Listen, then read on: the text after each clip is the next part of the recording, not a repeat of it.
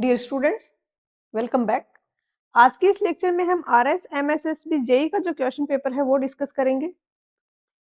2022 में हुआ था, ये एग्जैक्टली 18 मई 2022 को पेपर हुआ था और ये डिप्लोमा होल्डर वाला क्वेश्चन पेपर है जिसको हम आज डिस्कस कर रहे हैं। इसके सॉल्यूशंस में डिटेल्ड वे में एक्सप्लेन करूंगी और इसी के साथ क्या ये क्वेश्चंस किसी स्टैंडर्ड बुक जैसे गुप्ता एंड गुप्ता, आर गौर इनसे लिए गए हैं। कुछ क्वेश्चंस ऐसे हैं जो एग्जैक्टली सेम नहीं है स्टैंडर्ड बुक्स के, बट थोड़े बहुत मॉडिफाइड हैं, सेम कंसेप्ट पे बेस्ड है। इस टाइप से रिलेटेड क्वेश्चंस हैं तो मैंने उनको सिमिलर से मार्क किए हैं। तो स्टार्ट करते हैं। क्वेश्चन नंबर 41 में दिया है कि एक सिंपली सपोर्टेड बीम है जिसका क्लियर स्पैन है वो 5 मीटर है, विड्थ 300 mm है, क्रॉस सेक्शन हमें ये फिगर दिया गया है। तो इफेक्टिव स्पैन क्या होगा? सिंपली सपोर्टेड बीम के लिए इफेक्टिव स्पैन होता है L0 plus W, L0 plus D, इनमें जो मिनिमम होता है वो। W यहाँ पे विड्थ ऑफ स्पैन है, स्मॉल डी है, सॉरी W यहाँ पर विड्थ ऑफ सपोर्ट है, स्मॉल डी है, ये इफेक्टिव डेप्थ है। तो क्वेश्चन में हमें L0 दिया गया 5 मीटर, तो 5000 प्लस W है 300, दूसरा वाला हो जाएगा 5000 प्लस 500। इनमें से जो कम है, इन दोनों में से जो कम वैल्यू आएगी वो फिर इफेक्टिव स्पैन होगा। तो ये वाला आंसर हो जाएगा ऑप्शन ए। क्वेश्चन नंबर 42 में दिए है कि यहाँ पर स्टेटमेंट्स दिए हैं, इनमें से इनकरेक्ट स्टेटमेंट कौन सा है? तो फर्स्ट स्टेटमेंट आप देखोगे तो इसमें दिया है कि सेग्रीगेशन को अवॉइड करने के लिए फिल्टर में जो पार्टिकल साइज रखा जाता है वो 75 से लार्जर रखा जाता है। और आपको थोड़ा सा भी रफली अगर आइडिया है कि जो फिल्टर में हम सैंड यूज करते हैं उसका पार्टिकल साइज क्या होता है, तो आपको पता होगा कि ऑप्शन है जो ए है ये गलत है। स्लो सैंड फिल्टर के लिए पार्टिकल्स जो इफेक्टिव पार्टिकल साइज D10 होता है उसकी वैल्यू 0.2 से लेके 0.4 तक होती है, और रैपिड ग्रेविटी फिल्टर के लिए 0.35 से लेके 0.55 होती है। तो बहुत ही छोटी वैल्यूज होती हैं और ये बहुत ज़्यादा लार्ज वैल्यू दी है। ए गलत होगा। बी में दिए है कि प्रॉपर वर्किंग के लिए फिल्टर मटेरियल है उसमें 5% से ज़्यादा फाइंस नहीं होने चाहिए। और सी में दिए है कि जो लास्ट लेयर है उसके पार्टिकल्स एनफ लार्ज होने चाहिए कि वो वाटर के साथ वॉश आउट नहीं हो जाए। तो बी सी करेक्ट है, ए रॉन्ग है, तो ए आंसर हो जाएगा। क्वेश्चन 43 में दिया है कि अनड्रेन्ड shear स्ट्रेंथ है वो सॉफ्ट क्ले की कैसे हम डिटरमाइन कर सकते हैं,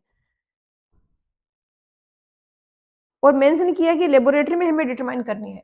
तो सॉफ्ट क्लेस के लिए वेन shear टेस्ट यूज किया जाता है। ये फील्ड में भी कंडक्ट कर सकते हैं और लैब में भी कंडक्ट कर सकते हैं। मोस्टली इसको प्रेफर तब किया जाता है जब अनडिस्टर्ब्ड सैंपल है वो हम कलेक्ट नहीं कर पाते और हम ज्यादा एक्यूरेसी से रिजल्ट फाइंड आउट करने के लिए फील्ड में ही टेस्ट कंडक्ट कर देते हैं। वेन shear टेस्ट में क्या होता है कि ये यहाँ पर वेन्स लगी हुई है और ये एक रोड से कनेक्टेड है। जिस भी सैंपल की हमें टेस्टिंग करनी है हम इसको, ये वेन्स जो है ये इनको इंसर्ट करते हैं पहले सैंपल के अंदर, और फिर यहाँ से टॉर्क लगा के इस रोड को हम रोटेट करते हैं। रोटेट करते हैं तो ये वेन्स वगैरह सारा का सारा सिस्टम रोटेट होगा नीचे वाला। ऊपर से देखें तो एक सर्किल के फॉर्म में आपको दिख रहा होगा कि सोइल है वो मास यहाँ पे सारी वेन्स के बीच में फंसा हुआ होगा, ऑब्वियसली ऊपर से इंसर्ट कराएंगे तो जब हम रोटेट करेंगे तो इस सर्किल के सरफेस के अलोंग इधर से यहाँ पर फेलियर होगा, shear फेलियर होगा। अब जो टॉर्क और shear फेलियर या हम कह सकते हैं shear स्ट्रेंथ जो हमें मिल रही है उसको हम रिलेशन फाइंड आउट कर सकते हैं, और यही तरीका होता है वेन shear टेस्ट का। वेन shear टेस्ट है, इसमें कुछ कुछ इंपॉर्टेंट पॉइंट्स हैं जिन पे क्वेश्चंस बन सकते हैं। मैंने एक 5-10 मिनट के वीडियो में वो सारे पॉइंट्स कवर किए हुए हैं, ऊपर वीडियो का आई बटन में लिंक है, तो यहाँ पर बी होगा आंसर। क्वेश्चन नंबर 44 में दिया है कि कौन सी टाइप ऑफ लेवलिंग है वो हम डंपी लेवल से नहीं कर सकते। तो डंपी लेवल में हमेशा इंस्ट्रूमेंट है जो है हमारा टेलीस्कोप हॉरिजॉन्टल रहता है, लाइन ऑफ साइट उसकी हॉरिजॉन्टल रहती है, हम उससे एंगल्स मेजर नहीं कर सकते, इसलिए ट्रिग्नोमेट्रिक लेवलिंग हम उसमें नहीं कर सकते। ट्रिग्नोमेट्रिक लेवलिंग में बेसिकली एंगल मेजर करना इन्वॉल्व होता है, जैसे कि ये कोई पॉइंट है और ये दूसरा पॉइंट है, हमें अगर ये डिस्टेंस निकालनी है तो हम इस तरीके से कर सकते हैं कि ये थीटा मेजर कर लें और ये डिस्टेंस मेजर करके हम ये वर्टिकल डिस्टेंस निकाल सकते हैं। तो इस तरीके का कंसेप्ट इन्वॉल्व होता है ट्रिग्नोमेट्रिक लेवलिंग में, तो वो हम डंपी लेवल से नहीं कर सकते, बाकी सारी कर सकते हैं। सी होगा आंसर। क्वेश्चन नंबर 45 में दिया है कि टू वे शेयर के लिए क्रिटिकल सेक्शन क्या होगा। तो फाउंडेशन है वो शेयर, फाउंडेशन जब हम डिजाइन करते हैं तो हम शेयर में चेक लगाते हैं कि ये स्ट्रक्चर शेयर में सेफ है क्या। जैसे कि ये कॉलम है, एक तो होता है वन वे शेयर कि ये स्ट्रक्चर यहाँ से फेल हो जाए, इस तरीके से शेयर में फेल हो जाए, तो ये वन वे शेयर होता है। इसके लिए क्रिटिकल सेक्शन होता है फेस ऑफ द कॉलम से डी डिस्टेंस पे। दूसरा होता है two way share. Two way share को पंचिंग शेयर भी बोला जाता है, और पंचिंग इसको इसलिए बोला जाता है कि इसमें पंच हो जाता है। जैसे ये आपका फाउंडेशन है, ये एक सेक्शन है कुछ, इसके अलोंग पंच यहाँ पर पूरा फेल हो जाएगा, ये इस सरफेस के अलोंग और पूरा डिटेच हो जाएगा। तो क्या होगा, यहाँ पे एक होल बन गया है। टू वे शेयर के लिए जो क्रिटिकल सेक्शन होगा वो कॉलम से d/2 डिस्टेंस पे होगा। अगर टू वे शेयर में फेल हो रहा है स्ट्रक्चर, तो इसके अलोंग इधर से फेल हो सकता है। और ये दोनों चीजें कोड में दी गई हैं, IS 456 का कोडल प्रोविजन है, आपको याद रखनी है ये वैल्यूज। तो यहाँ पर सी हो जाएगा distance d/2 from the column face.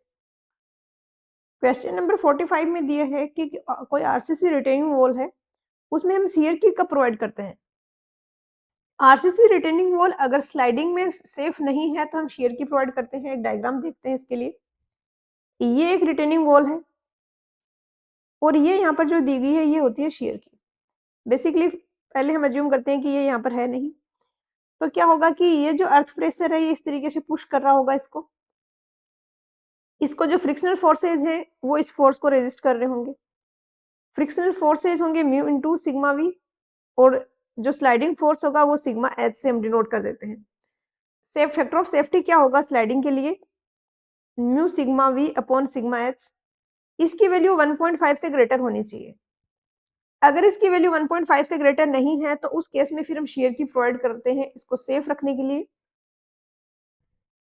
जब ये शेयर की हम दे देते हैं तो अब आपको दिख रहा होगा कि अगर ये स्ट्रक्चर स्लाइड करना चाहेगा तो उसके लिए यहाँ से पहले ब्रेक होना पड़ेगा। तो इसके कारण यहाँ पर ये जो जॉइंट बन रहा है, ये जो सरफेस है, इसकी स्ट्रेंथ भी ऐड हो जाती है स्लाइडिंग के लिए, और स्ट्रक्चर है वो सेफ हो जाता है। तो यहाँ पर सी होगा, retaining wall is not safe against sliding. Question number 47 में दिए है कि सोयल में हाइड्रोमीटर एनालिसिस परफॉर्म करने से पहले H2O2 क्यों ऐड किया जाता है। तो कोई भी ऑर्गेनिक कंटेंट है सोयल में, उसको रिमूव करने के लिए H2O2 ऐड किया जाता है। सी होगा यहाँ पर आंसर। क्वेश्चन नंबर 48 में दिया है कि सीमेंट की ग्राउटिंग करते हैं तो उसको हम किस में मेजर करते हैं।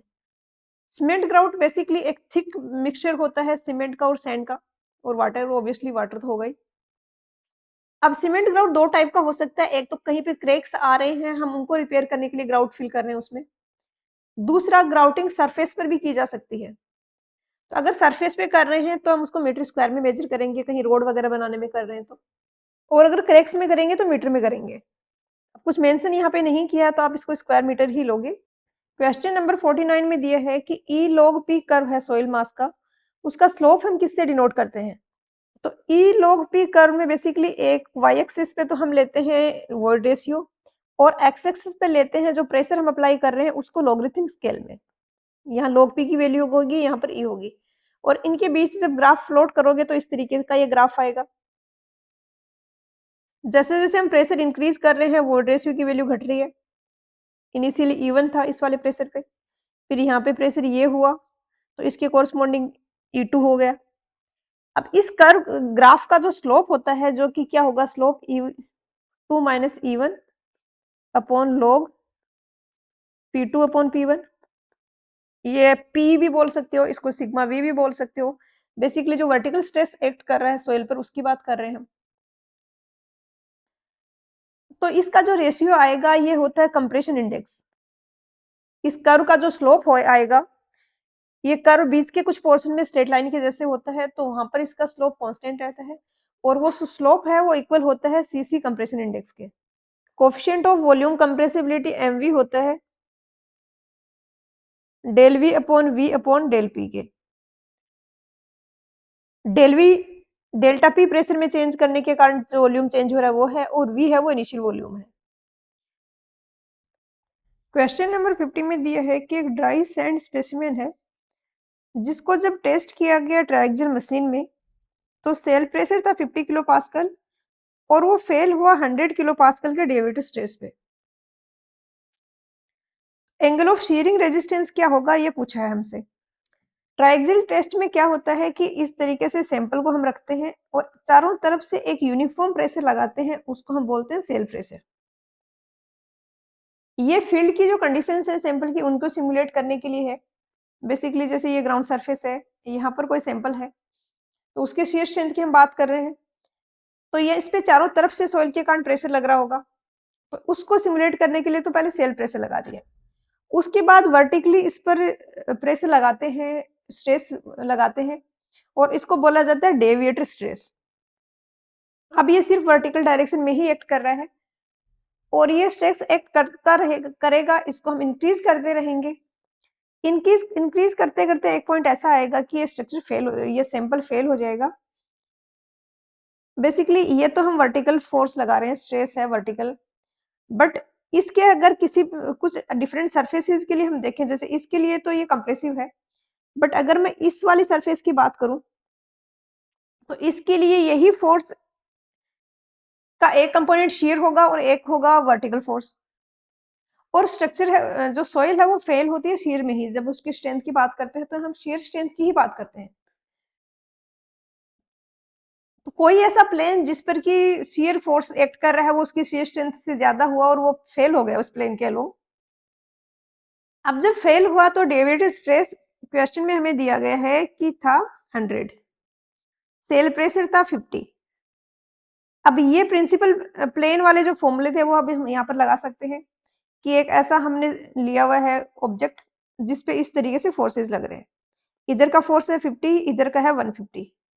इधर का 150 कैसे है, 50 का तो सेल प्रेशर यूनिफॉर्म लग रहा था तो वो यहाँ पर भी लग रहा था, और 100 का डेविएटेड स्ट्रेस और लगा दिया हमने, तो ये 150 हो गया।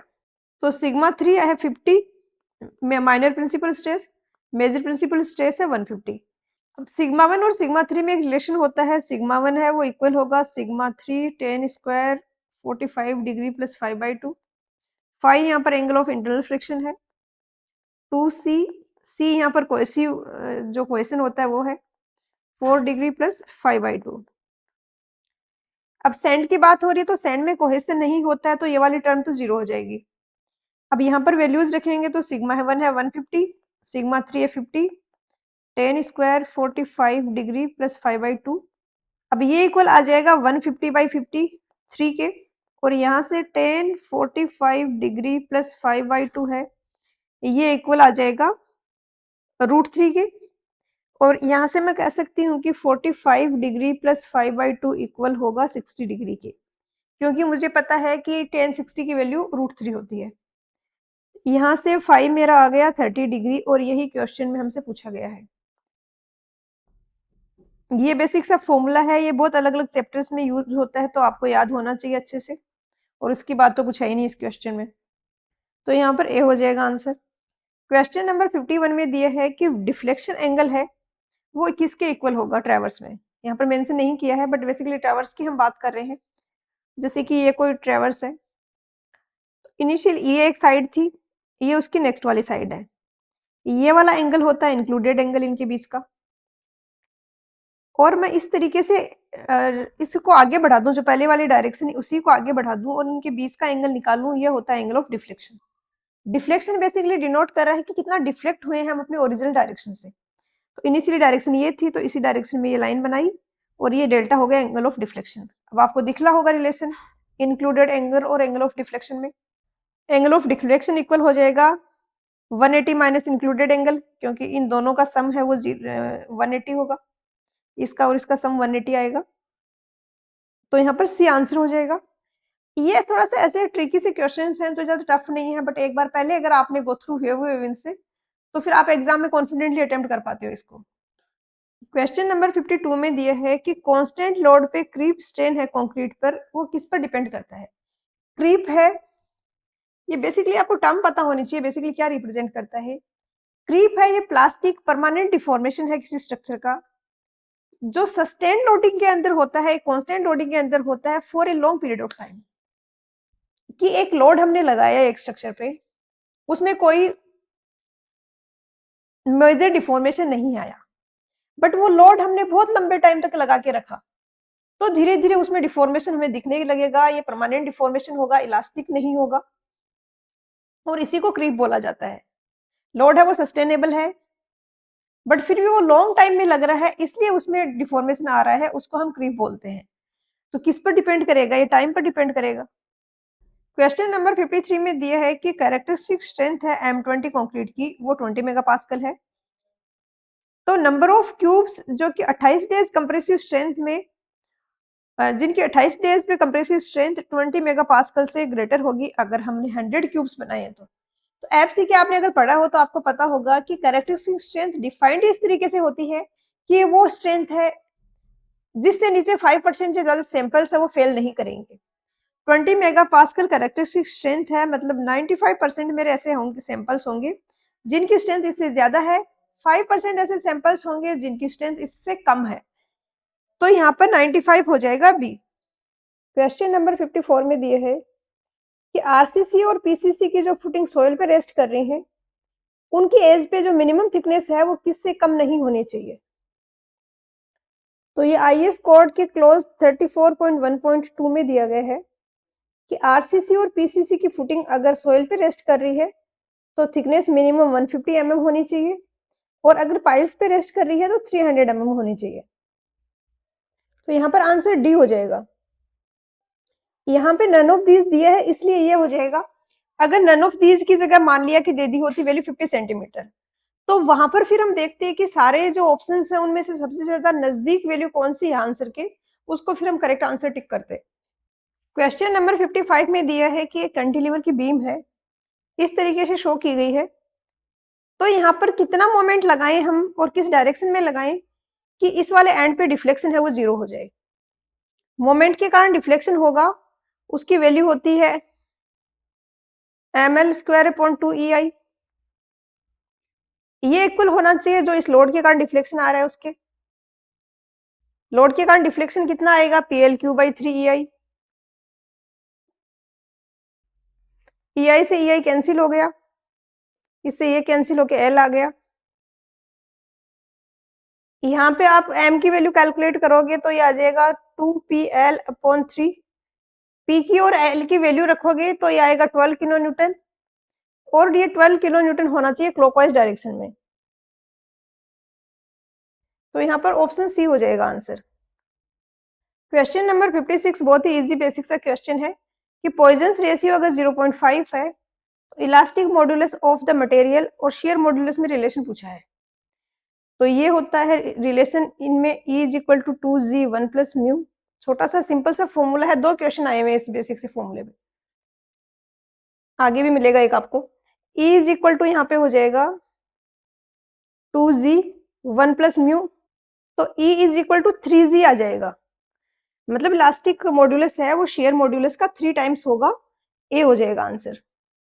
क्वेश्चन नंबर 57 में दिया है कि कंप्लीट हाइड्रेशन ऑफ सीमेंट के लिए कितना परसेंटेज वाटर रिक्वायर्ड होता है। बाउंड वाटर की बात कर रही है जो इक्वेशन में जो रिएक्शंस में यूज होगा। तो बेसिकली टोटल तो 38% वाटर मिनिमम चाहिए होता है सीमेंट के हाइड्रेशन के लिए, बट उसमें जो रिएक्शंस में कंज्यूम होता है वो ओनली होता है 23%, और बाकी जो 15% बच रहा है ये वॉइड्स के बीच में एंट्रैप्ड होता है। तो यहाँ पर क्वेश्चन की लैंग्वेज पर आपको थोड़ा ध्यान देना पड़ेगा। यहाँ पे बाउंड वाटर पूछा है तो वो तो 23%, ऑप्शन सी ही होगा। क्वेश्चन नंबर 58 है ऑटोकैड का, इसका आंसर है ऑप्शन सी होगा cross window selection method. Question number 59 भी ऑटोकैड का है, इसमें पूछा है कि फाई के लिए स्पेशल कैरेक्टर क्या होता है यहाँ पर ऑटोकैड में, तो ये होता है %, C option A. Question number 60 में दिया है कि वो ब्रिक्स जिनको हम बेसिक रिफ्रैक्टरीज फर्नेसेस में यूज करते हैं वो कौन सी ब्रिक है। तो ये मैग्नीसाइट ब्रिक होती हैं। ये थोड़ा प्रॉब्लमेटिक क्वेश्चन है, बट आपको सारे क्वेश्चंस नहीं करने हैं, आपका सारे सब्जेक्ट्स पे अच्छा कमांड है, तो आप ऐसे क्वेश्चन स्किप करने के बाद भी आपका नंबर ऑफ अटेम्प्ट और जो मार्क्स होंगे वो अच्छे होंगे। सी होगा आंसर। क्वेश्चन नंबर 61 में दिए है कि यहाँ पर जो पेयर्स दिए हैं इनमें से कौन सा करेक्टली मैच नहीं है। स्टार शेक अगर आपको पता हो तो इस तरीके से होता है कि सरफेस पे क्रैक्स ज़्यादा वाइड होते हैं, बीच की तरफ जाते-जाते नैरो होते जाते हैं। हार्ड शेक इसका उल्टा होता है। बेसिकली वुड की जो सेंटर में जो वुड होती है उसको बोला जाता है हार्ड शेक, और उसमें क्रैक्स होते हैं ज़्यादा, फिर बाहर की तरफ बढ़ते हैं तो उनकी जो विड्थ है वो कम होती जाती है। तो ये दोनों तो करेक्ट है। अपसेट्स क्या होते हैं? एक डिफेक्ट होता है टिम्बर में, जो कि जो फास्ट ब्लोइंग विंड है, बहुत तेज हवा चल रही है, इसके कारण क्रश हो गए, कंप्रेस हो गए वुड के फाइबर। इसके कारण जो डिफेक्ट आता है वो होता है अपसेट। तो यहाँ पर अपसेट वाला इसने दिया है फोक्सीनेस वाले में। और फोक्सीनेस बेसिकली क्या होता है?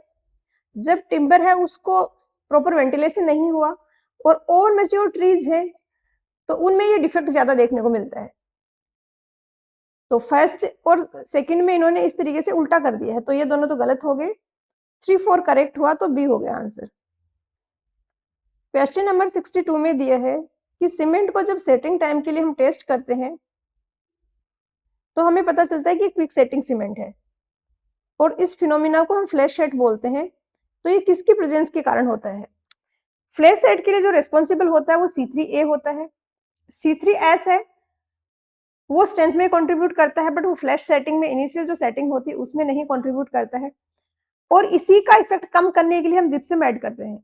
अगर हम जिप्सम ऐड नहीं करेंगे तो वाटर ऐड करने के बाद बहुत ही जल्दी सीमेंट है वो हार्ड हो जाएगी और हमें उसको प्लेस करने का टाइम नहीं मिलेगा। तो अगर एल्कलीज है सीमेंट में और C3 है, ये दोनों का ही रोल होता है कि ये सेटिंग टाइम को रिड्यूस करते हैं, फ्लैश सेट करते हैं। सी होगा आंसर। क्वेश्चन नंबर 63 में दिया है कि एल है वो लेंथ है ब्रिक की, बी विड्थ है, टी मोटार की थिकनेस है, तो इनके बीच में रिलेशन क्या होगा? ब्रिक का जो स्टैंडर्ड साइज होता है वो ये होता है, ये 9 सेमी होता है, ये 9 होता है, ये 19 होता है, ये 9 होता है। तो लेंथ 19 है, विड्थ 9 है, और मोटार अप्लाई करने के बाद उसका जो साइज होता है वो होता है, ये 20 लेते हैं, इसको 10 लेते हैं, मतलब मोटार की थिकनेस हम लेते हैं 1 सेंटीमीटर। तो इससे हम लिख सकते हैं कि एल है ये इक्वल होगा twice of B plus T, क्योंकि टी होता है 1 सेंटीमीटर, बी है 9, तो 9 को ट्वाइस करके एक अगर ऐड करूं तो 2b प्लस टी और डी हो जाएगा आंसर। क्वेश्चन नंबर 64 है कैनेडीज थ्योरी से। सबसे सिंपल क्वेश्चन है, आपसे डायरेक्टली फॉर्मूला ही पूछ लिया है। कैनेडीज और लेसिस ऐसे टॉपिक है जिनके आपके क्वेश्चन कभी गलत नहीं होंगे अगर आपने थोड़ा सा उनको एक बार अच्छे से पढ़ लिया है। तो बहुत ज्यादा नए क्वेश्चंस नहीं फ्रेम होते इस टॉपिक से, वही रिपीटेड क्वेश्चंस बार बार पूछे जाते हैं। लेसिस में 5-6 इक्वेशंस है और फिर इनके 2-3 लिमिटेशंस और इंप्रूवमेंट जो लेसिस में हुए कैनेडीज के बाद, वो सब है। आप लोग इंटरेस्टेड हो तो मैं इसका सेपरेट वीडियो बना के अलग से डाल सकती हूँ जिसमें कि ये पूरा टॉपिक कवर हो जाएगा। क्वेश्चन नंबर 65 में दिया है कि इन्फिल्ट्रेशन रेट है, उसके लिए कौन सा स्टेटमेंट करेक्ट है? दो चीजें होती हैं बेसिकली, एक होता है इन्फिल्ट्रेशन रेट, एक होता है इन्फिल्ट्रेशन कैपेसिटी। फाई सी से मैं डिनोट कर रही हूँ कैपेसिटी को, फाई से कर रही हूँ इन्फिल्ट्रेशन रेट को। फाई सी का टाइम के साथ कुछ ऐसा रिलेशन होता है कि इनिशियली तो बहुत ज्यादा होती है, फिर डिक्रीज होते होते कांस्टेंट हो जाती है, ये टाइम है, ये फाई सी है। इनिशियली सॉइल है वो ड्राई है तो बहुत ज्यादा वाटर ऑब्जर्व कर लेती है, लेकिन धीरे धीरे फिर उसकी कैपेसिटी रिड्यूस होती है। एक होता है एक्चुअल इन्फिल्ट्रेशन, जैसे कि मान लिया कि रेनफॉल हो रहा है 3 mm/h की रेट से और इन्फिल्ट्रेशन कैपेसिटी है 4 mm/h। तो अब इन्फिल्ट्रेशन किस रेट के इक्वल होगा, 4 mm/h या 3 mm/h? रेनफॉल से ज्यादा तो इन्फिल्टर नहीं हो सकता, जितना पानी है वो इन्फिल्टर होगा। तो इस केस में फाइव से डिनोट करें ना इन्फिल्ट्रेशन कैपेसिटी को, तो इसको भी फाइव लिख देते हैं। तो इस के वाले केस में फाइव इक्वल किसके होगा, 3 mm/h के। तो इट मीन्स हम कह सकते हैं कि अगर फाइव सी ग्रेटर है आर से तो एक्चुअल इनफिल्ट्रेशन रेनफॉल के इक्वल होगा। इसका उल्टा अगर हो रहा है कि आर तो 5 mm/h है पर मेरी सोइल की कैपेसिटी 4 mm/h ही है, तो क्या होगा इस केस में इनफिल्ट्रेशन किसके इक्वल होगा, 5c के इक्वल होगा, अगर आर ग्रेटर है 5c से। तो कि ये तो मैंने रेनफॉल के साथ भी रिलेशन बता दिया, क्वेश्चन में इतना डेप्थ में नहीं पूछा आपसे, सिर्फ ये पूछा है कि इनफिल्ट्रेशन कैपेसिटी से ज्यादा होगा कि कम होगा। तो कैपेसिटी तो मैक्सिमम जिस रेट से इन्फिल्ट्रेशन होता है हो सकता है वो है, तो या तो इसके इक्वल होगा, ऐसे कम होगा, तो इक्वल टू और लेस देन इन्फिल्ट्रेशन कैपेसिटी होगा।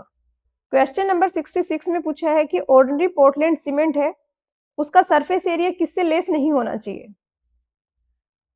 तो ये क्वेश्चन स्टैंडर्ड बुक्स में तो मुझे नहीं मिला, बट आप कुछ पीवाईक्यूज वगैरह करोगे तो आपको पता चलेगा कि बहुत ज्यादा कॉमन क्वेश्चन है, बहुत ज्यादा फ्रीक्वेंटली रिपीट होता है। या तो ऑर्डिनरी पोर्टलैंड सीमेंट का पूछा जाता है या रैपिड हार्डनिंग सीमेंट का पूछा जाता है। ऑर्डिनरी के लिए होता है 2 to 5 और रैपिड हार्डनिंग जो होती है उसके लिए 3 to 5 होता है। रैपिड हार्डनिंग में हम बहुत ज्यादा फाइन कर देते हैं सीमेंट को, इसके कारण फिर रिएक्शंस उसकी फास्ट हो जाती हैं। अब यहाँ पे यूनिट का ध्यान रखना है, ये मीटर स्क्वायर पर केजी में है, काफी बार ग्राम सेंटीमीटर स्क्वायर पर ग्राम में भी पूछ लिया जाता है, तो वो फिर आप कन्वर्ट कर लोगे अगर एक वैल्यूज आप याद रखोगे तो यहाँ पर ए होगा आंसर। क्वेश्चन नंबर 67 में दिया है कि रिफ्रैक्शन के कारण करेक्शन है वो कैसा होगा। इस टाइप के क्वेश्चंस बहुत बेसिक क्वेश्चन है, कोई भी एक बुक उठा के आपने अगर क्वेश्चंस प्रैक्टिस किए हैं तो आप ये क्वेश्चन कर लोगे इजीली। कर्वेचर के कारण जो रिफ्रैक्शन करेक्शन होता है कर्वेचर के कारण सीसी, वो होता है माइनस का डी स्क्वायर अपॉन 2r, और जो रिफ्रैक्शन के कारण होता है वो होता है प्लस का 1/7 डी स्क्वायर अपॉन 2r। तो ये होगा एडिटिव बी। क्वेश्चन नंबर 68 में दिया है कि किसी गिवन मटेरियल के लिए बकलिंग लोड किस पर डिपेंड करता है। तो आपको अगर बकलिंग लोड का ये फॉर्मूला याद आ रहा है तो आप ये क्वेश्चन कर लोगे। इस तरीके से फॉर्मूला होता है, ये है लोड के लिए। इसी को थोड़ा सा हम मॉडिफाई करके इस तरीके से भी लिख देते हैं कि P का हमने A से डिवाइड करके स्ट्रेस की फॉर्म में कन्वर्ट कर दिया, और उसके बाद I अपॉन A को हमने RG का स्क्वायर लिख दिया, और हम इसको pi square E upon lambda का स्क्वायर इस तरीके से भी लिख सकते हैं। तो इसमें आपको समझ आ रहा है कि लेमडा पर भी डिपेंड करेगा और ई पर भी डिपेंड करेगा। बेसिकली आई अपॉन ए पे डिपेंड कर रहा है तो लेमडा पर करेगा, तो यहाँ पर डी हो जाएगा। सी भी करेक्ट है, स्लेंडरनेस रेशियो भी कर रहा है, क्रॉस सेक्शनल एरिया पर भी कर रहा है, बट ये कंप्लीट नहीं है क्योंकि क्रॉस सेक्शनल एरिया तो स्लेंडरनेस रेशियो के अंदर आ गया ऑटोमेटिकली। क्वेश्चन नंबर 69 में दिया है कि डबल मास कर्व की जो टेक्निक है वो क्या फाइंड आउट करने के लिए होती है। गुप्ता एंड गुप्ता का क्वेश्चन है, ये बहुत ज्यादा रिपीट हुआ है एग्जाम्स में। तो इस तरीके का होता है डबल मास कर्व। इसको डबल मास कर्व इसलिए बोलते हैं कि हम यहाँ पर भी रेनफॉल ले रहे हैं और यहाँ पर भी क्यूमुलेटिव रेनफॉल ले रहे हैं। जैसे कि मेरे पास 3-4 स्टेशन हैं और मुझे इसकी डाउट है कि इसके डेटा कुछ गड़बड़ तो नहीं है, कुछ मिसिंग तो नहीं है इसके में। तो इसके आसपास के मैं 4-5 स्टेशन मैंने कंसिडर कर लिए। इन सारे स्टेशन का एवरेज क्यूमुलेटिव रेनफॉल निकाला, उसको यहाँ पर प्लॉट करते गई। इस वाले स्टेशन जो कि कंसर्न है, जो कि मुझे सस्पिशियस लग रहा है, उसका डेटा मैंने यहाँ पर प्लॉट किया। अब क्या होगा, इनके बीच की जो है ग्राफ वो एक कंटिन्यूस स्ट्रेट लाइन आएगी, क्योंकि अगर इस पे रेनफॉल हुआ तो पास के स्टेशन पे भी हुआ होगा। ऐसा तो है नहीं कि इस एक पे तो हो गया और बाकी के भी नहीं हुआ, या बाकी के भी हुआ इसमें नहीं हुआ। तो इसलिए ये हम ग्राफ प्लॉट करते हैं दोनों एक्सिस पे लेके, और जैसे कि आप इस ग्राफ में देख पा रहे हो यहाँ पर ये कंटिन्यूटी ब्रेक हो रही है, मतलब यहाँ पर डेटा है वो मिसिंग है। यहाँ पर इस कंसर्न स्टेशन का डेटा है उसमें कुछ गड़बड़ है, और हम उसको रेक्टिफाई भी कर सकते हैं डबल मास कर्व की हेल्प से। बेसिकली इस जो कंसर्न वाला जो सस्पिशियस वाला रेनफॉल डेटा है उसको फिर हम एक फैक्टर से मल्टीप्लाई कर देते हैं एफ से। एफ इक्वल होता है ब्रेक पॉइंट से पहले की जो लाइन, इस लाइन का स्लोप, बिफोर ब्रेक लाइन जो लाइन है उसका slope divided by slope of line after the break, after the break point, मतलब इस लाइन का स्लोप डिवाइडेड बाई इस वाली लाइन का स्लोप। इससे इस वैल्यूज को अगर मल्टीप्लाई कर देंगे तो हमारे पास करेक्ट वैल्यूज आ जाएंगी। तो ये check the consistency of rain gauge records होगा। किसी को अभी भी ये कंफ्यूजन रह सकता है कि मिसिंग रेनफॉल डेटा क्यों नहीं हो रहा, तो बेसिकली मिसिंग नहीं है, डेटा में कुछ एरर है, हम उसको रेक्टिफाई कर रहे हैं ग्राफ बना के, उससे आइडेंटिफाई कर रहे हैं पहले तो, और फिर रेक्टिफाई कर रहे हैं। मिसिंग रेनफॉल डेटा होता है, इसके दूसरे मेथड होते हैं जैसे अरिथमेटिक मीन मेथड वगैरह। क्वेश्चन नंबर 70 है, बहुत इजी सा क्वेश्चन है। पूछा है कि शियर स्ट्रेस इंड्यूस्ड होगा जो शाफ्ट में टॉर्क अप्लाई के करने के कारण उसके मैग्नीट्यूड के रिगार्डिंग हमसे पूछा है। तो जैसे ये इक्वेशन होती है बेंडिंग की, बहुत ज्यादा बार आप सबने यूज करी ही होगी। इसी का एक रिलेटेड इक्वेशन होती है टॉर्क की, जिसमें मोमेंट की जगह हमारा टॉर्क आ जाएगा, आई की जगह पोलर मोमेंट ऑफ इनर्शिया आ जाएगा। सेम बेंडिंग में जो रोल आई का होता है मोमेंट ऑफ इनर्शिया का, वही टॉर्क में होता है पोलर मोमेंट ऑफ इनर्शिया का। तो जे आ गया इसकी जगह, एफ जो बेंडिंग स्ट्रेस आ रहा था उसकी जगह शियर स्ट्रेस आ जाएगा। जब हम टॉर्क अप्लाई करेंगे तो शियर स्ट्रेस जनरेट होगा उसके कारण, और वाई की जगह आ जाएगा आर। क्योंकि टॉर्क हम लगाते हैं तो मोस्टली सर्कुलर सेक्शन पे लगाते हैं, शाफ्ट पे लगाते हैं। जैसे ये कोई शाफ्ट है और उस पे मैंने टॉर्क लगाया है, तो यहाँ पर आर आ जाएगा कि सेंटर से कितने डिस्टेंस पर हमारा कंसर्न पॉइंट है। तो क्यू मेरा आ गया टी डॉट आर अपॉन जे। अब आप कह सकते हो कि सेंटर पे आर की वैल्यू 0 होगी तो क्यू भी 0 हो जाएगा,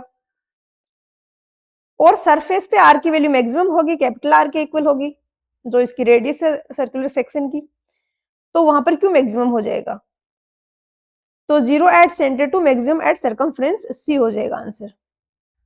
क्वेश्चन नंबर 71 में दिया है कि ड्रॉप पैनल है वो किसका स्ट्रक्चरल कंपोनेंट है। तो ये फ्लैट स्लैब का स्ट्रक्चरल कंपोनेंट होता है। यहाँ पर तो सिर्फ यही पूछा है कि किसका पार्ट है, किसका कंपोनेंट है। आरगोर में आपको इसको और ज्यादा इन डेप्थ में एक क्वेश्चन मिलेगा। एक होता है ड्रॉप पैनल और एक होता है कॉलम कैपिटल। ये डायग्राम देखने के बाद आपको कोई कंफ्यूजन नहीं रहेगा। ये हमारा कॉलम है, इसके ऊपर ये जो स्लैब होती है flat slab. Flat slab basically एक स्पेशल काइंड ऑफ स्लैब है। स्पेशल काइंड ऑफ स्लैब इसलिए है कि ये बीम्स पे रेस्ट नहीं करती है। मोस्टली हम फ्रेम्स बनाते हैं जिसमें बीम होती है, कॉलम होता है, और उसके बाद ऊपर स्लैब डालते हैं। इसमें क्या करते हैं, बीम नहीं बनाते हैं, स्लैब है वो डायरेक्टली कॉलम्स पर सपोर्टेड होती है, और इस टाइप की स्लैब को बोला जाता है फ्लैट स्लैब।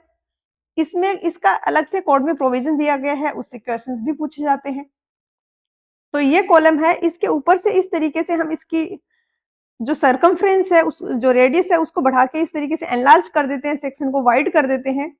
इसको बोला जाता है कॉलम कैपिटल। और कॉलम के एंड जहां पे हो रहा है वहां पर इस तरीके से हम एक स्ट्रक्चर फ्लैट सा दे देते हैं, इसको बोला जाता है ड्रॉप पैनल। तो यहाँ पर आंसर हो गया ऑप्शन बी। क्वेश्चन नंबर 72 में दिया है कि एवरेज एंड एरिया फॉर्मूला है, इसको हम और किस नाम से जानते हैं।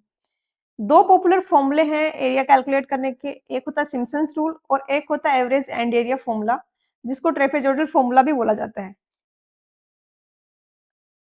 बेसिकली मेरा ऐसा कुछ एरिया है कि यहाँ पर मेरी डिप्थ D1 है, यहाँ पर D2 है, यहाँ पर D3 है, और मुझे ये एरिया कैलकुलेट करना है।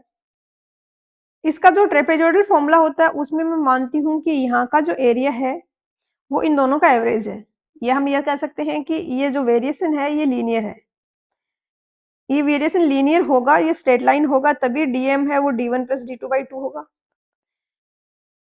तो हम इसको ट्रेपेजोइडल की फॉर्म में मान के हम इसका एरिया कैलकुलेट करते हैं, और हम यहाँ पर एंड्स का एरिया है ये कंसिडर कर रहे हैं। ये एंड्स का जो एरिया है ये ले रहे हैं, इसका एवरेज निकाल रहे हैं, इसलिए इसको एवरेज एंड एरिया फॉर्मूला भी बोला जाता है। दूसरा होता है प्रिज्मोइडल फॉर्मूला, जिसी को सिम्पसन फॉर्मूला भी बोला जाता है। बेसिकली जब वॉल्यूम की बात आती है तो हम प्रिज्मोइडल बोल देते हैं, ये टर्म यूज कर ली जाती है। जब एरिया की बात करते हैं तो हम इसको सिम्पसन्स भी बोल देते हैं। सिम्पसन्स में हम इस तरीके से अज्यूम करते हैं कि ये मेरा सेक्शन है और ये मेरा सेक्शन है, इन दोनों के बीच में वेरिएशन है, वो स्लोप की फॉर्म में, आर्क की फॉर्म में, बेसिकली आर्क है। तो एक्चुअल में फील्ड में बिल्कुल स्ट्रेट लाइन हो ऐसा होता भी नहीं है, तो इसीलिए ट्रेपेजोइडल उतना एक्यूरेट नहीं माना जाता, और प्रिज्मेटिक फॉर्मूला है वो ज्यादा एक्यूरेट माना जाता है क्योंकि वो इसको आर्क की फॉर्म में कंसीडर करता है। तो यहाँ पर तो सिर्फ नाम पूछा है तो बी हो जाएगा। क्वेश्चन नंबर 73 में पूछा है कि कौन सा इनमें वार्निश नहीं है। तो ये ऐसे क्वेश्चन है जो कह सकते हैं कि थोड़ा टफ है, क्योंकि अगर सारे वार्निशेस वगैरह का आपको नाम वगैरह का आइडिया नहीं है तो आप ये क्वेश्चन नहीं कर पाओगे। इसका आंसर मिथाइल वार्निश होगा। बाकी जो तीन बचे इनको थोड़ा सा हम डिस्कस कर लेते हैं एक बार। स्पैर वार्निश होता है, ये स्पार्स में और जो एक्सपोज्ड पार्ट्स होते हैं शिप के उन पे यूज किया जाता है। फ्लैट वार्निश है, ये थोड़ी डल अपीयरेंस देता है, और ये ग्लॉसी फिनिश है उसको रिड्यूस करने के लिए हम यूज करते हैं। असफाल्ट वार्निश जो होता है, इसमें मेल्टेड असफाल्ट होता है, डिजोल्ड होता है लिंसीड ऑयल में, और फैब्रिकेटेड आयरन और स्टील प्रोडक्ट्स में इसका यूज करते हैं। क्वेश्चन नंबर 74 में दिया है कि maximum to average shear stress का रेशियो क्या होगा सर्कुलर सेक्शन के लिए। तो सर्कुलर सेक्शन के लिए ये रेशियो होता है 1.33 4/3, और रेक्टेंगुलर सेक्शन के लिए होता है 1.5। बेसिकली जब शियर स्ट्रेस होता है वो इस तरीके से डिस्ट्रीब्यूटेड होता है, सर्कुलर सेक्शन हो तो इस तरीके से होगा। अब सेंटर पे तो मैक्सिमम होता है, एजेस पे 0 होता है, तो ये मैक्सिमम वाला है, ये 4/3 टाइम्स होगा एवरेज वाले का, अगर सेक्शन सर्कुलर है तो।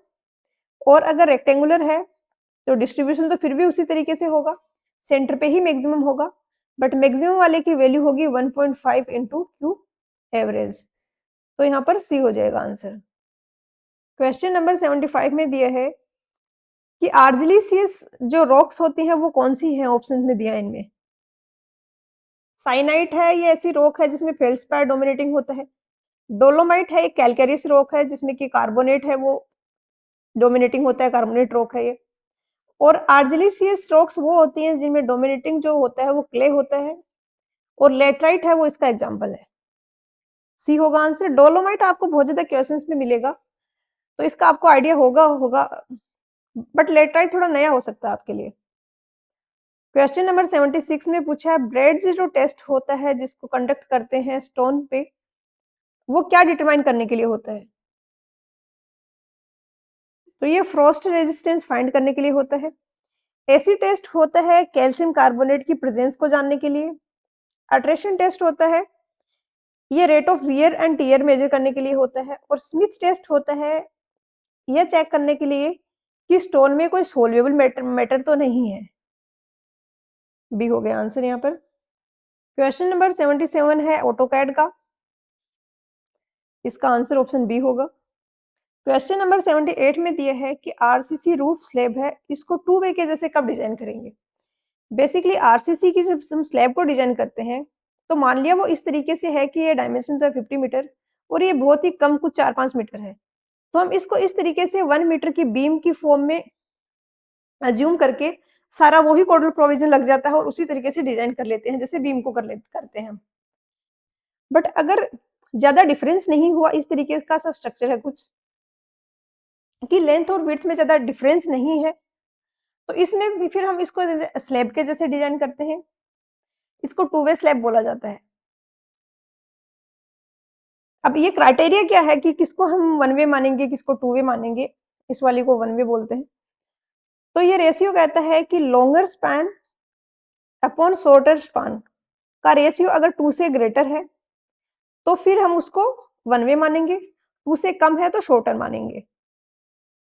तो यहाँ पर डी हो जाएगा आंसर।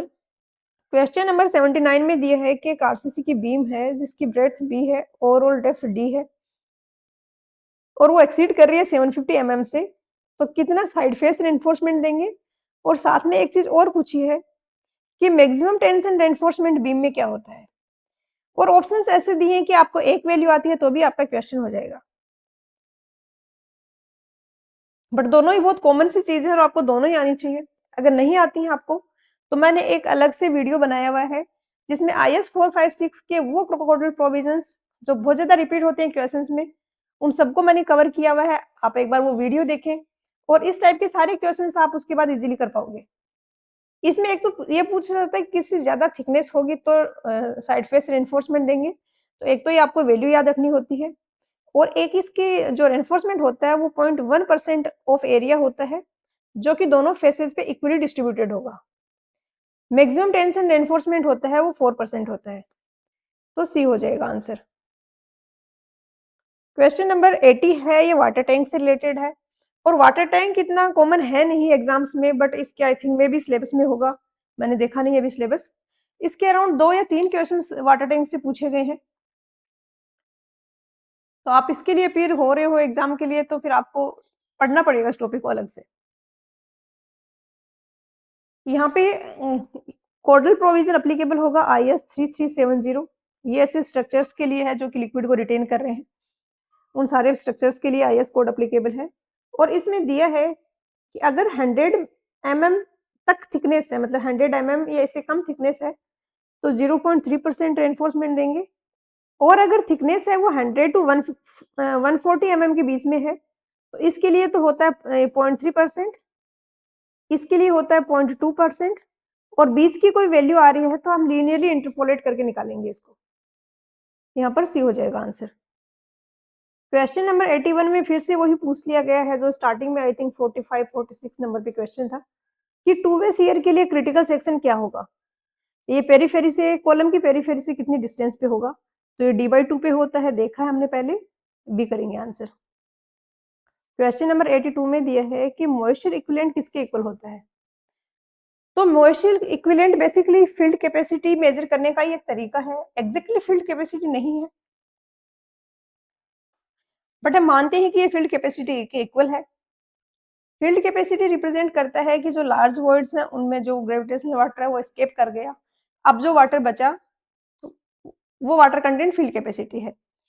इसमें हम क्या करते हैं, जो ग्रेविटेशनल वाटर है उसको एक्सपेल करने के लिए 10 mm थिक सैचुरेटेड सैंपल लेते हैं, उस पर सेंट्रीफ्यूगल फोर्स लगाते हैं 1000 ग्राम का 30 मिनट्स के लिए। तो हम मानते हैं कि ये फोर्स सेम वही एक्ट करता है जो कि ग्रेविटेशनल फोर्स करता है, और ये सारे ग्रेविटी वाटर को एक्सट्रैक्ट कर देता है। तो हम मान लेते हैं कि मॉइस्चर इक्विवेलेंट है वो इक्वल होगा फील्ड कैपेसिटी के।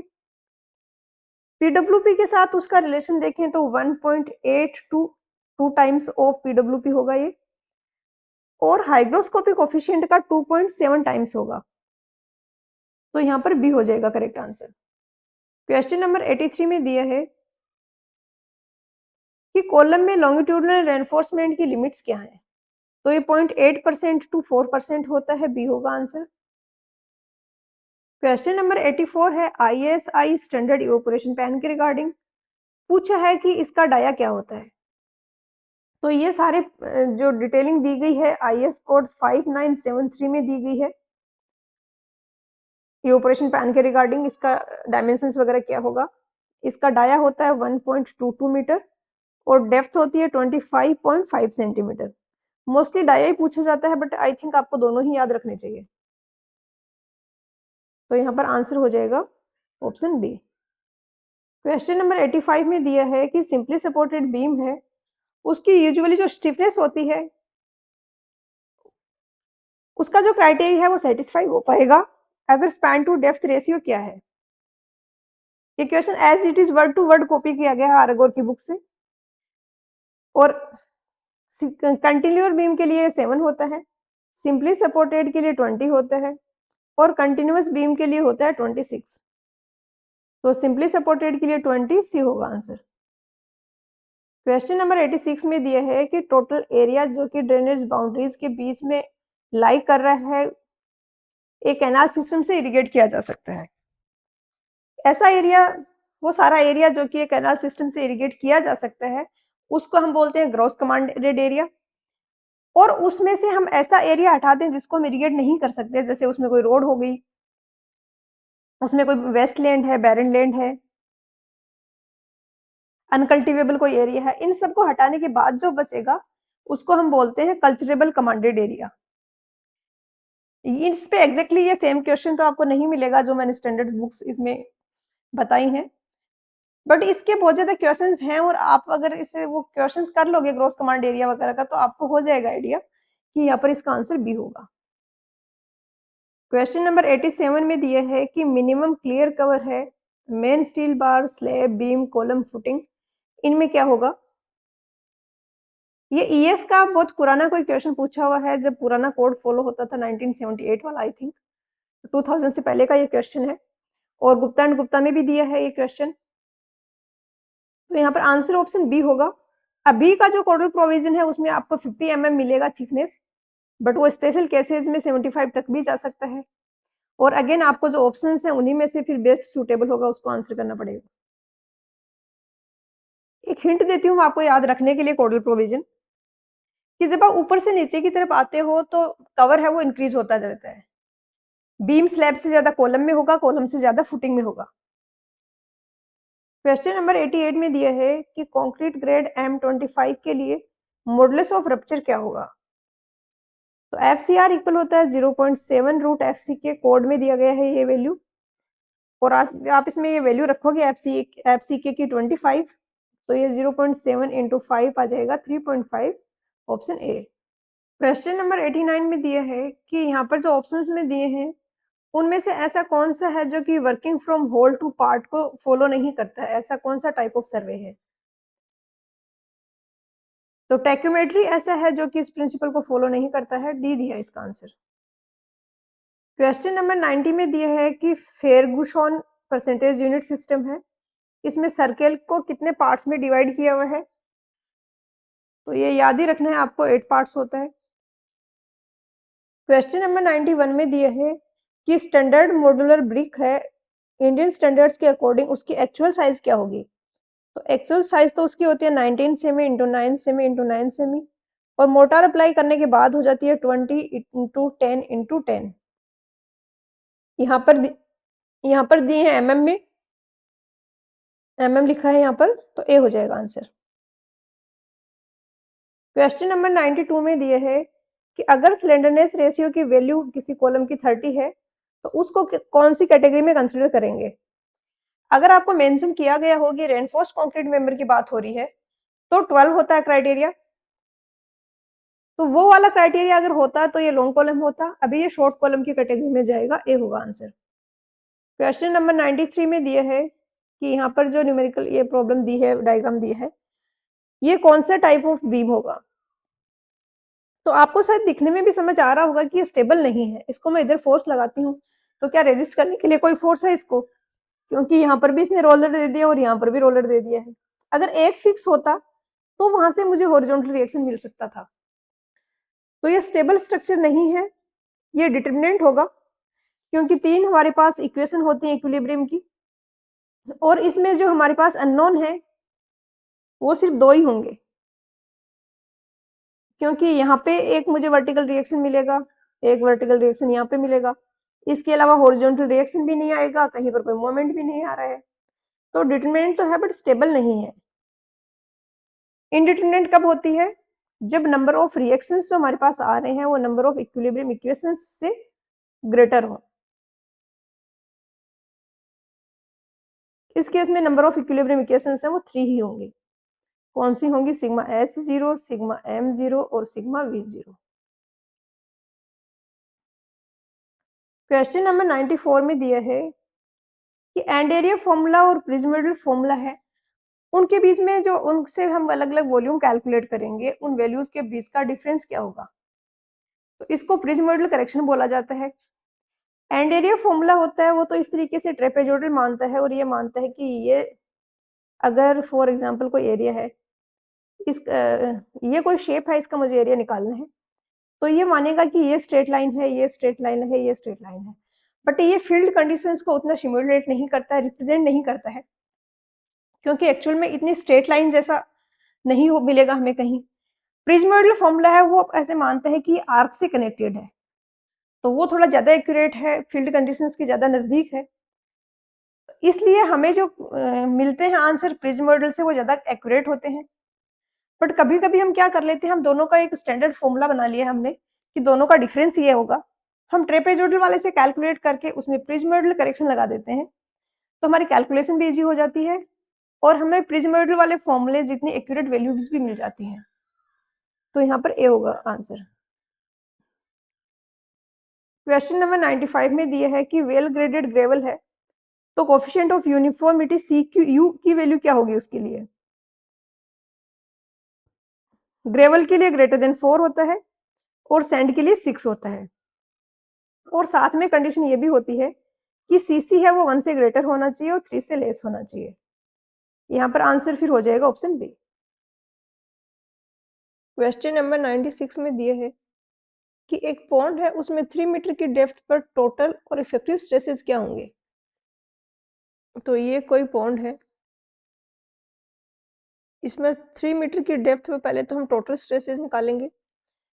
टोटल स्ट्रेस को हम सिग्मा से डिनोट करते हैं और ये इक्वल होगा WH के। वैसे तो गामा इंटू एच होता है, लेकिन यहाँ पर केजी पर सेंटीमीटर स्क्वायर में ऑप्शंस दिए हैं, तो फोर्स ना लेके मास की यूनिट लेनी पड़ेगी हमें। तो ये 1000 into 3 metre. Total effective stress क्या होते हैं? कोई सरचार्ज के कारण स्ट्रेस आ रहा है, सोइल के वेट के कारण स्ट्रेस आ रहा है, या वाटर के कारण स्ट्रेस आ रहा है, उन सबको हम ऐड करते हैं। तो 3 मीटर की डेप्थ पे सोइल तो यहाँ पर है नहीं कहीं, तो सोइल का वेट तो नहीं आएगा, कोई एक्स्ट्रा सरचार्ज भी ऊपर से नहीं लग रहा है। जो वाटर का सेल्फ वेट है उसके कारण स्ट्रेस आएगा, और उसकी वैल्यू होगी गामा ये डब्ल्यू एच। तो ये 3 kg पर मीटर स्क्वायर आएगा। पोर वाटर प्रेशर की अगर बात करें, तो पोर वाटर प्रेशर होता है किसी भी पॉइंट से ऊपर जो वाटर लेवल है, उस पॉइंट और वाटर लेवल के बीच की जो हाइट है, दिस मल्टीप्लाई बाई डब्ल्यू। अब इस पॉइंट पर अगर हमें निकाल रहे हैं, वाटर लेवल है यहाँ पर, तो इनके बीच की डिस्टेंस है 3 मीटर, तो 3 इंटू 1000। तो पहली बात तो इफेक्टिव स्ट्रेस 0 हो जाएगा, क्योंकि टोटल स्ट्रेस और पोर वाटर प्रेशर इक्वल है। इफेक्टिव स्ट्रेस इक्वल होता है सिग्मा माइनस यू, तो ये दोनों सेम है, तो ये 0 हो जाएगा। दूसरा, यहाँ पर आपको यूनिट कन्वर्ट करनी पड़ेगी। केजी पर मीटर स्क्वायर में है, तो मीटर को सेंटीमीटर में करने के लिए हम 100 रखेंगे यहाँ पर, तो अब ये केजी पर सेंटीमीटर स्क्वायर में आएगा, और ये मीटर का स्क्वायर है, तो हमें 100 का भी स्क्वायर करना पड़ेगा। तो 3000 अपॉन 10⁴ केजी पर सेंटीमीटर स्क्वायर, तो ये आएगा 0.3 केजी पर सेंटीमीटर स्क्वायर टोटल स्ट्रेस, और इफेक्टिव स्ट्रेस 0 हो गया, सी होगा आंसर। क्वेश्चन नंबर 97 में दिए है कि कोई क्रॉप है, उसका बेस पीरियड बी है, डेप्थ ऑफ वाटर डेल्टा है, तो ड्यूटी से कैसे रिलेटेड होगा ये डेल्टा और बी? वैसे तो ये स्टैंडर्ड फॉर्मूला है, आपको याद ही होना चाहिए हमेशा। ये होता है 8.64 बी अपॉन डेल्टा। हम निकालते कैसे हैं इसको? ड्यूटी बेसिकली वो एरिया है जो कि हम इरिगेट कर सकते हैं। अगर 1 मीटर क्यूब पर सेकेंड की रेट से through out the base period हम वाटर सप्लाई करें, तो 1 मीटर क्यूब पर सेकेंड की रेट से बी डेज तक वाटर सप्लाई करते हैं, तो टोटल अमाउंट ऑफ वाटर हो जाएगी 1 इंटू बी को हम सेकेंड में कन्वर्ट कर देते हैं, क्योंकि हमारा क्यू है वो मीटर क्यूब पर सेकेंड में है, तो बी की जगह हम यहाँ पे वैल्यू रखेंगे। डे को आर में करेंगे 24, आर को मिनट में करेंगे, और मिनट को सेकेंड में करेंगे। ये हो गया टोटल मीटर क्यूब में वाटर, डिवाइडेड बाई, अगर हम डेल्टा कर दें तो हमें ड्यूटी मिल जाएगा, क्योंकि डेल्टा होता है डेप्थ ऑफ वाटर रिक्वायर्ड, तो total amount of water required होगा duty into delta. This should be equal to this amount. यहाँ पर बी भी आ जाएगा, क्योंकि हमने बी को मल्टीप्लाई किया कन्वर्ट करके, और यहाँ पे डेल्टा। अब डेल्टा है वो हमेशा हेक्टर्स में पूछा जाता है, तो 10⁴ से अगर हम मीटर स्क्वायर को डिवाइड कर देंगे तो ये हेक्टर में आ जाएगा, तो इट मीन्स यहाँ पे 10⁴ आएगा। तो इसको आप सोल्व करोगे तो ये 8.64 का फैक्टर आएगा, into B divided by delta, this should be equal to duty.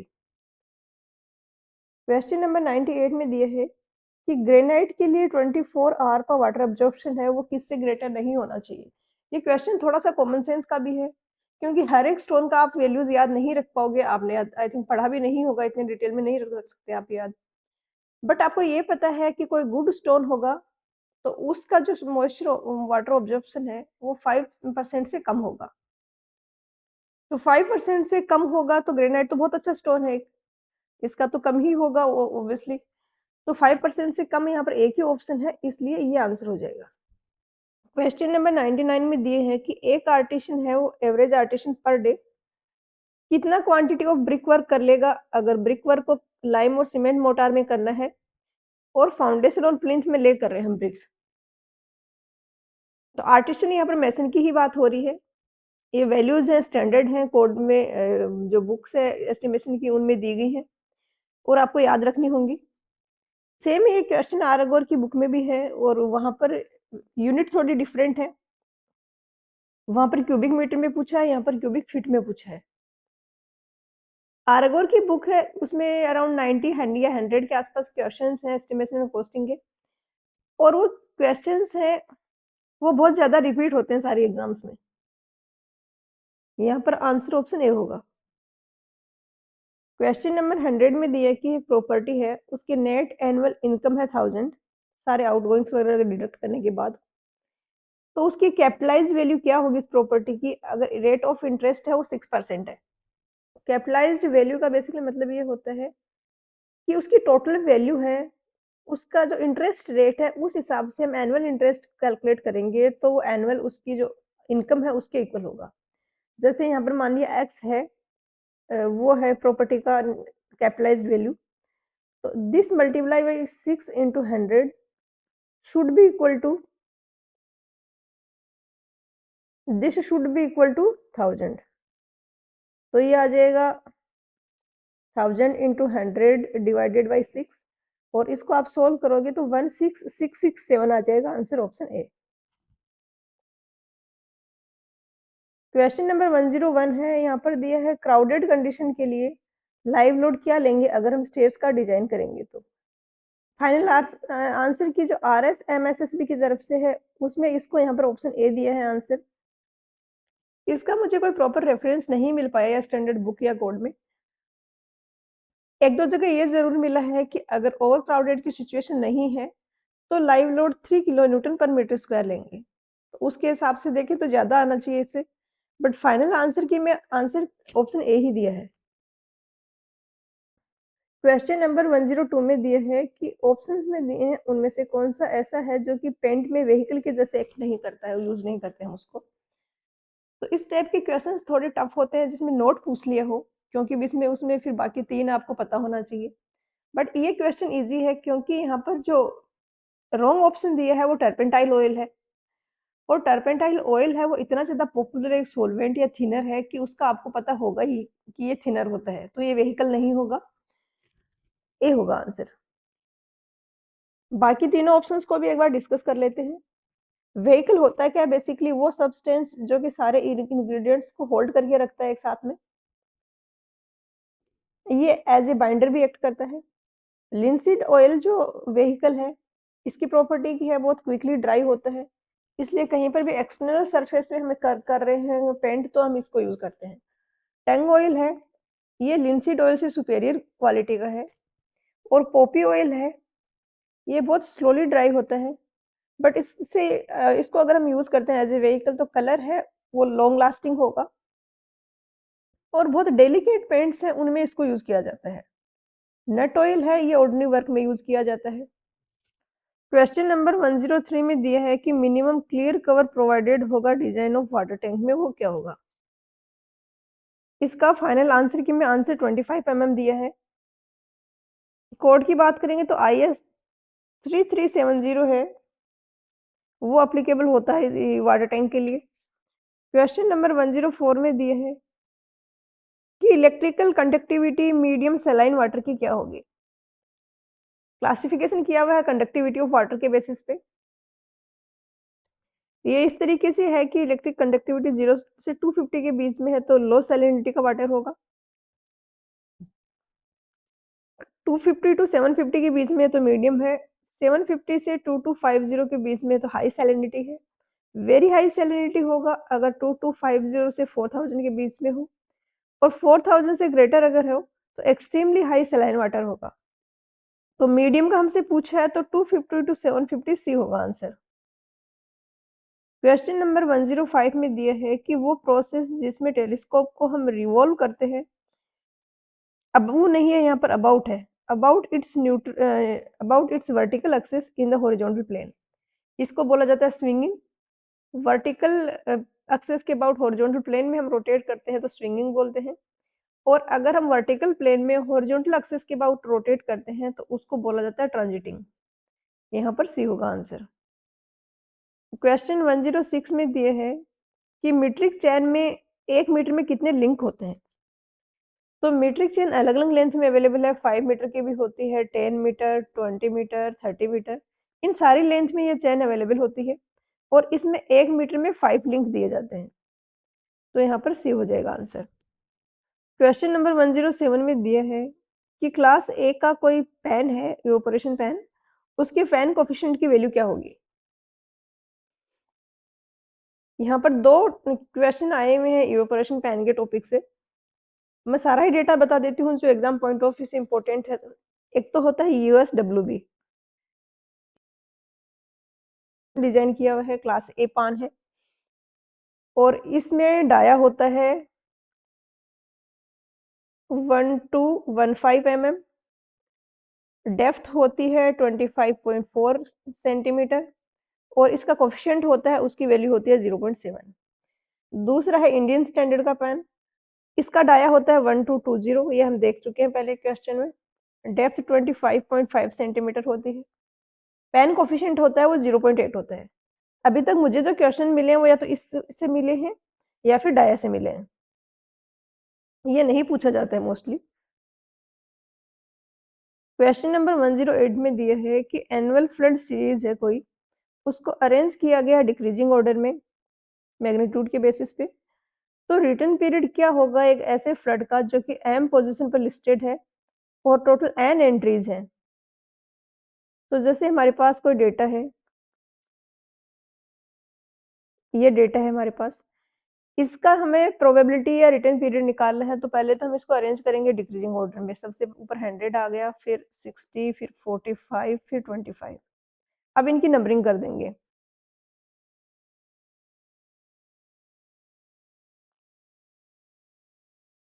1 2 3 4, तो ये तो एम है, नंबर ऑफ पोजीशन इसकी जो है, एम ये होता है पोजीशन किस नंबर पे ये आ रहा है, और N total number of entries है, जैसे यहाँ पे एन की वैल्यू होगी 4। तो प्रोबेबिलिटी अक्कर होगी, जितना ऊपर होगा उतनी ही कम प्रोबेबिलिटी अक्कर होगी उसके होने की। बहुत ज्यादा हैवी फ्लड आने के चांसेस तो कम ही होते हैं। तो कोई एम पोजीशन पे है उसके लिए अक्कर होने की प्रोबेबिलिटी हो जाएगी एम अपॉन एन प्लस 1। और आई थिंक ए प्लस 1 इसलिए भी किया गया है क्योंकि हम ये नहीं करेंगे, एम अपॉन एन लिखेंगे, तो उस केस में इसकी तो प्रोबेबिलिटी 100% ही हो जाएगी। ये 4th पोजीशन पे है और टोटल एंट्रीज भी 4 हैं, तो ये 1 आ गया। तो ऐसा तो नहीं होता कि प्रोबेबिलिटी 100% ही हो जाए किसी फ्लड के अक्कर होने की। तो इसलिए आई थिंक प्लस 1 किया गया फॉर्मूले में यूज। और अब इससे आप निकालोगे तो सबसे ज्यादा प्रोबेबिलिटी तो है अक्कर होने की 25 वाले की। 4th पोजीशन पे है, टोटल एंट्रीज 4 हैं, तो 4 + 1 4/5% है इसके अक्कर होने के चांसेस। अब ये तो यह है प्रोबेबिलिटी, हमसे पूछा गया है रिटर्न पीरियड, तो जितना ज्यादा रिटर्न पीरियड होगा प्रोबेबिलिटी उतनी कम होगी। कोई ऐसा फ्लड जिसका मैं बता रही हूँ कि 100 रिटर्न पीरियड है, मतलब 100 ईयर्स में वो ऑन एवरेज एक बार अकर होगा, तो 100 ईयर्स में एक बार अकर होगा, तो उसकी अकर होने की प्रोबेबिलिटी हो जाएगी 1/100। तो ये रिलेशन होता है पी और टी में, तो यहाँ से टी आ जाएगा 1/p, आ जाएगा n+1/m। क्वेश्चन नंबर 109 में दिए है कि एक मटेरियल है, उसके लिए मॉडुलस ऑफ इलास्टिसिटी है वो 2 टाइम्स है मॉडुलस ऑफ रिजिडिटी का, तो पॉइजन्स रेशियो क्या होगा। E = 2g 1 + म्यू होता है। हमें दिया है कि E 2 टाइम्स है मॉडुलस ऑफ रिजिडिटी का, तो 2g = 2g 1 + म्यू, और ये दोनों इक्वल कब होंगे, जब म्यू की वैल्यू 0 होगी, जो पॉसिबल तो नहीं है प्रैक्टिकली, बट यहाँ पर आ रहा है फॉर्मूले में, तो यही करेक्ट होगा। ये ऑप्शन में कहीं दिया नहीं है, तो डी हो जाएगा आंसर। क्वेश्चन नंबर 110 में दिया है कि कोई स्ट्रक्चर हम बना रहे हैं, तो उसके स्ट्रक्चर के बनाने के बाद उसके अपस्ट्रीम में जो वाटर लेवल में राइज होगा उसको क्या बोलते हैं। तो वियर, बैराज, कलवर्ट, कोई ब्रिज हम बना रहे हैं, ऐसा कोई भी स्ट्रक्चर बना रहे हैं जो फ्लो को ऑब्स्ट्रक्ट कर रहा है, फ्लो को ऑब्स्ट्रक्ट कर रहा है, फ्लो के पाथ को, तो क्या होगा, वाटर लेवल राइज होगा, और इस राइज को बोला जाता है एफ्लक्स। बी होगा आंसर। ये क्वेश्चन आई थिंक गेट और ईएससी का पीवाईक्यूज हो सकता है,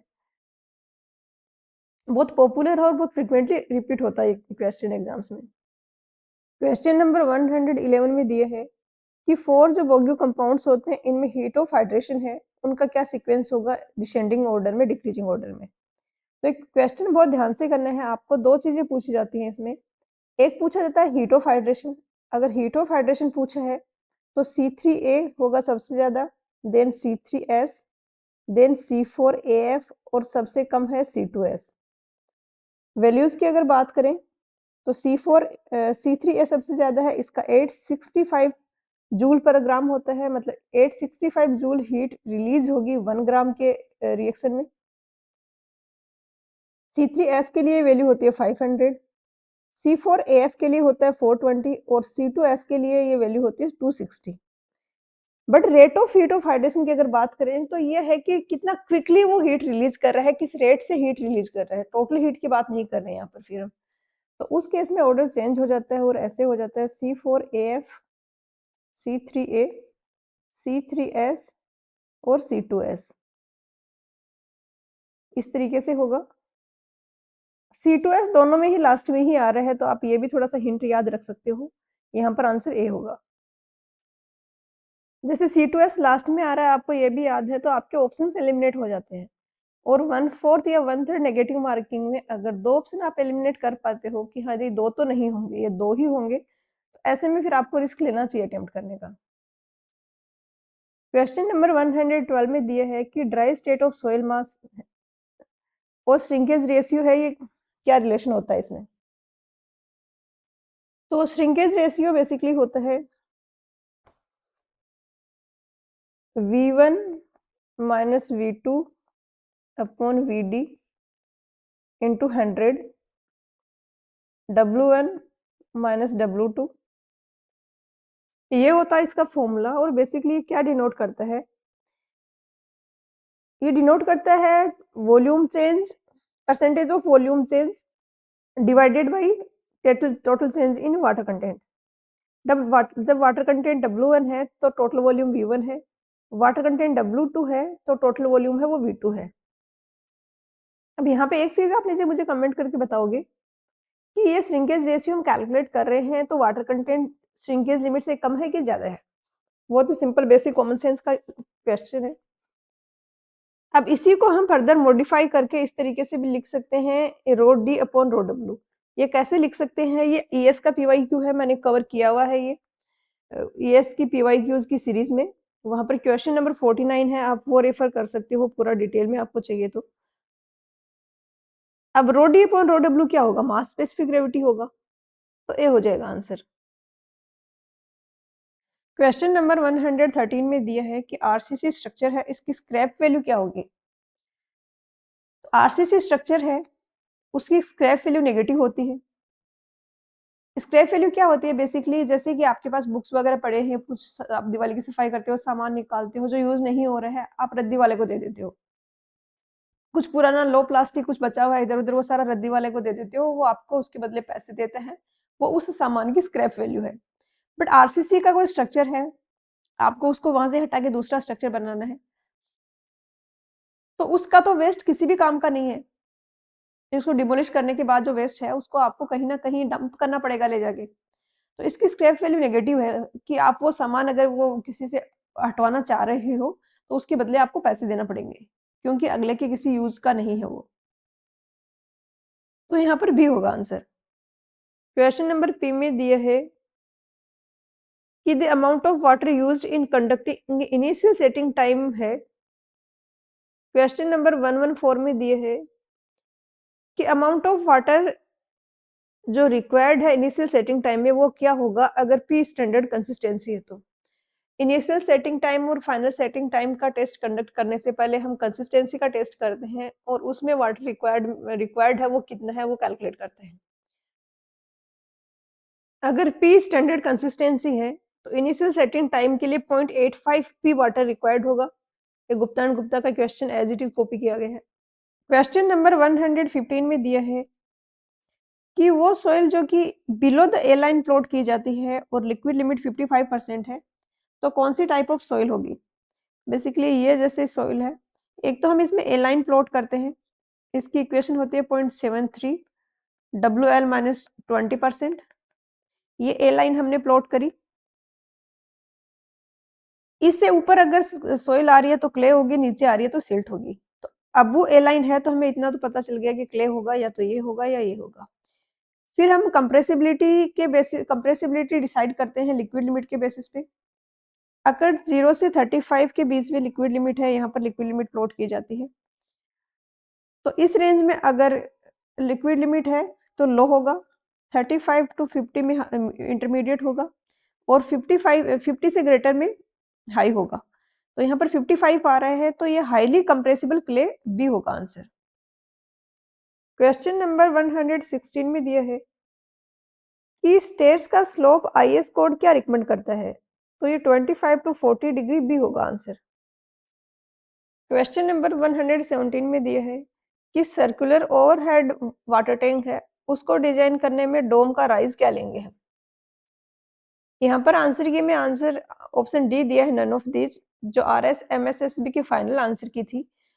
और यूथ के कुछ बॉक्स में आप ये क्वेश्चन देखोगे तो वहां पर आंसर D/4 दिया है, तो केयरफुल रहना है। फाइनल आंसर में आंसर डी ही है। क्वेश्चन नंबर 118 में दिया है कि टॉर्जन की जो थ्योरी है उसमें हम क्या-क्या अजम्पशंस लेते हैं?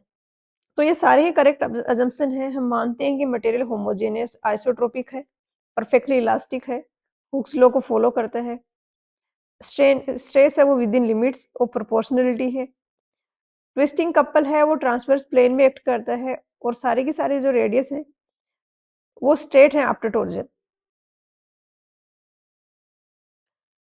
तो यहाँ पर डी होगा आंसर। क्वेश्चन नंबर 119 में दिया है कि हनीकॉम्ब ब्रिकवर्क है, इसको हम किस में मेजर करते हैं? तो ये मेजर किया जाता है मीटर स्क्वायर में, यहाँ पर ए होगा आंसर। क्वेश्चन नंबर 120 में दिया है कि वन वे शेयर के लिए क्रिटिकल सेक्शन क्या होगा फाउंडेशन में, कितने डिस्टेंस पे होगा फेस ऑफ कॉलम या पेडेस्टल से? तो ये कोई कॉलम है और ये फाउंडेशन है। तो मैंने पहले भी बताया था जहाँ पर हमने टू वे शेयर को डिस्कस किया था। इस प्लेन के अलोंग अगर इस तरीके से फेल होता है तो इसको वन वे शेयर बोला जाता है, और ये फेस ऑफ द कॉलम से डी डिस्टेंस पे होगा। तो यहाँ पर आंसर होगा ऑप्शन डी। तो ये यहाँ पर ये क्वेश्चन पेपर कंप्लीट होता है। इस वीडियो के बारे में आपका जो भी फीडबैक हो नीचे कमेंट करके जरूर बताएं। अगर यूजफुल लगा है वीडियो तो अपने फ्रेंड्स वगैरह के साथ शेयर करें, और आप चाहते हो कि इससे पहले जो जेईई के पेपर हुए हैं उनका भी मैं इसी तरीके से सॉल्यूशन वीडियो लेके आऊं, तो नीचे कमेंट करके जरूर बताना। एक और इम्पोर्टेंट चीज, आप ऐसे डिप्लोमा होल्डर हैं जिनको न्यूमेरिकल्स हैं वो वीक पोर्शन है, तो मैंने अलग से एक सीरीज स्टार्ट की हुई है जिसमें मैंने इंपॉर्टेंट न्यूमेरिकल्स पिक करवा के बहुत डिटेल में एक्सप्लेन किए हैं। तो उस सीरीज को आप देख सकते हो, उसमें सिर्फ और सिर्फ न्यूमेरिकल ही डिस्कस किया है मैंने।